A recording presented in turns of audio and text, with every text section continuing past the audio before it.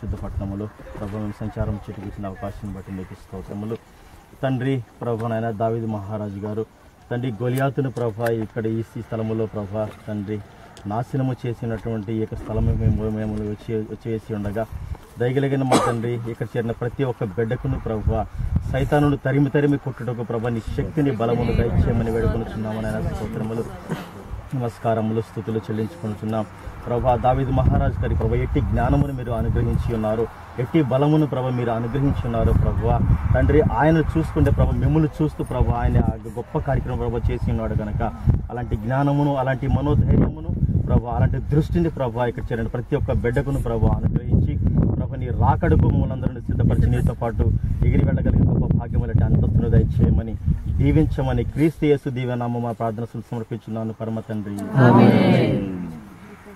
సంతోషం.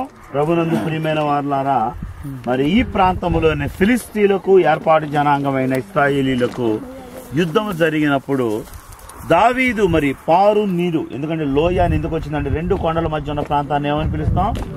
లోయ అని పిలుస్తాం. మరి ఆ లోయలో బైబిల్లో రాయబడిన ప్రకారం పారే నీరుంది, నీటి లోపల నునుపు చేయబడిన రాళ్ళున్నాయి. ఇప్పుడు మనం చూస్తున్నాం ఇవన్నీ కూడా నునుపు చేయబడిన రాళ్ళు.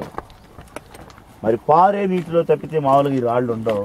మరి ఇప్పుడైతే ఎండిపోయి కనపడుతుంది, కానీ మరి ఇదే లోయ ఇంచుమించు ఈ ప్రాంతములలో దేవుడు దావీదుకు శత్రువైన గొలియాతు మీద విజయాన్ని ఇచ్చాడు. అట్టి విజయముతో దేవుడు మనల్ని దీవించును గాక. సంతోషం. బయలుదేరి వెళ్దాం.